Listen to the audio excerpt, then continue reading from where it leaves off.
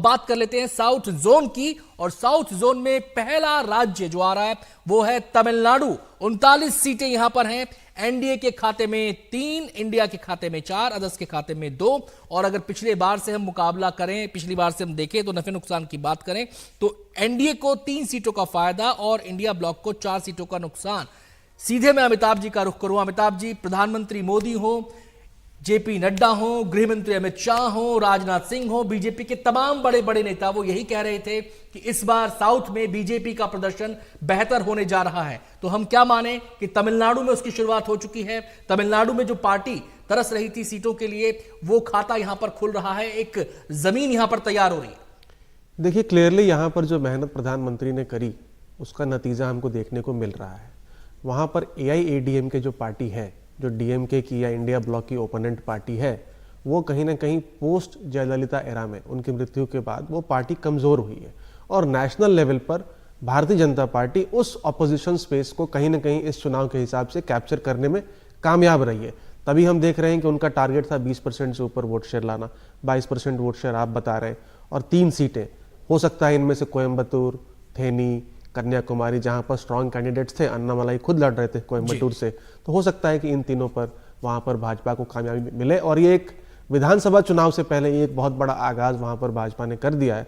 2026 के विधानसभा चुनाव में भाजपा वहां पर एक बड़ी दावेदारी कर सकती है। जब बात स्टेट्स की आती है अमिताभ जी, तो अक्सर ये बात कही जाती है कि नेशनल जो हीरोज हैं या नेशनल जो दिग्गज हैं, उनका जो वो होता है जलवा होता है वो अलग होता है, लेकिन स्टेट के अंदर एक चेहरा होना बहुत जरूरी है। क्या ये माना जाए कि अन्नामलाई के तौर पर यहां पर वो चेहरा मिल गया?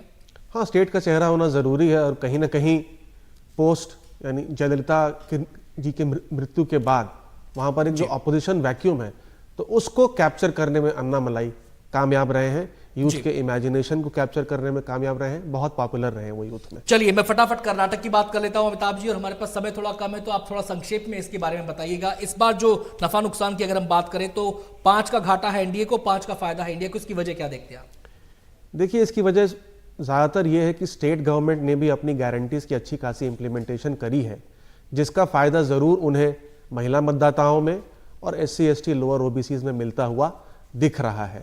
उसका असर यह है कि 3 से 4 सीटों पर हम देख रहे हैं कि एनडीए ब्लॉक को वहां पर नुकसान होता दिख रहा है। फटाफट हम बात कर लेते हैं आंध्रा और तेलंगाना की, 2 ऐसे राज्य जहां पर सबसे ज्यादा उम्मीदें बीजेपी ने बांधी थी कर्नाटक के बाद साउथ में। अगर हम आंध्रा की बात करें तो एनडीए को 20 और 5 YSR CP जो है पार्टी जो है उसको जाती हुई नजर आ रही है। इसके अलावा अगर हम तेलंगाना की बात करें तो यहां पर एनडीए को 7 और इंडिया को 3 सीटें जा रही है, BRS को 5 सीटें जा रही है, अदर्स के खाते में 2 सीटें। तो दोनों ही राज्यों में जो बीजेपी दावा कर रही थी उसके उम्मीद के मुताबिक परफॉर्मेंस आप ये देख रहे हैं?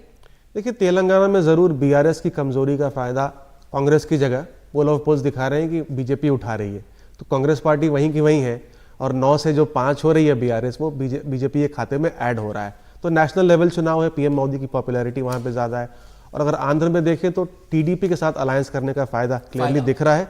विधानसभा चुनाव में TDP की सरकार बन रही है, तो ऑटोमेटिक साइमल्टेनियस इलेक्शन में लोकसभा में भी उनको ज्यादा सीटें आएंगी, और वही हमको देखने को मिल रहा है। बहुत बहुत शुक्रिया अमिताभ जी इस पूरे विश्लेषण के लिए। और